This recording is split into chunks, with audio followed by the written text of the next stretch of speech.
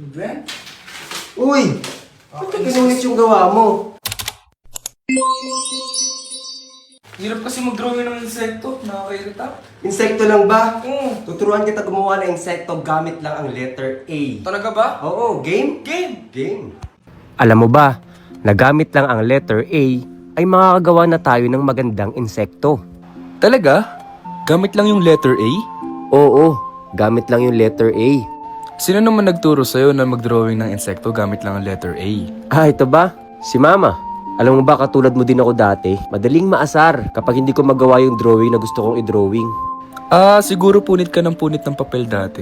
Oo. At palagi ako nakikita ni Mama. Ano ba yan? Ang hirap naman mag-drawing. Oh, ano yung ginagawa mo? Ang dami mo ng papel na napunit, oh. Ang hirap po kasi mag-drawing, Mama, eh. Kailangan po kasi namin mag-drawing ng insekto. Insekto? Opo, para sa science po namin. Kaso naman po, hindi ko po ma-drawing ng maayos. Di po ako marunong. Madali lang gumawa ng insekto. Talaga po. Gamit lang yung letter A, makakagawa na tayo ng insekto. Letter A po? Paano po yun? O sige, magsulat ka ng letter A na malaki. Letter A. O yan, tapos bibilog ka sa gilid at isa pang gilid. Tapos kukulayan mo ito. Dahan-dahan, baka mabutas yung papel. Wow! Ano pong insekto to, Mama? Ladybug. Ang kulay niyan ay kulay red, tapos meron ding yellow. Kukulayan din yung pinakabuntot niya ng mga itim. Parang ganito po, Mama. Tama. Lagpas-lagpas po yung gawa ko na kulay eh. Okay lang yan. Mag-practice ka lang na mag-practice at matututunan mo rin gumawa ng magandang ladybug. Kukulayan ko na po ba ng yellow?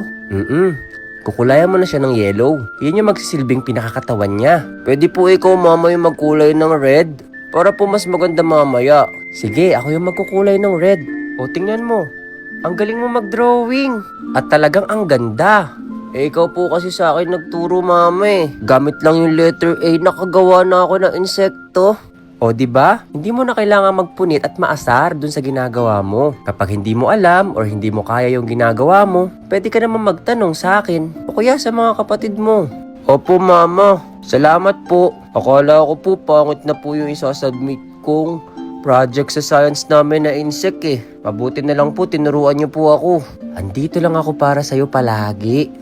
Kaya, huwag kang matigas ang ulo at laging makikinig sa mga magulang at sa nakakatanda sa'yo. Opo, Mama. Tingnan niyo po, oh. Matatapos na po yung ladybug na ginagawa natin. Konting kulay na lang po ito at okay na po. Oh, pwede mo ring turuan yung mga kaklase mo kapag hindi sila marunong. Salamat po, Mama. I love you po.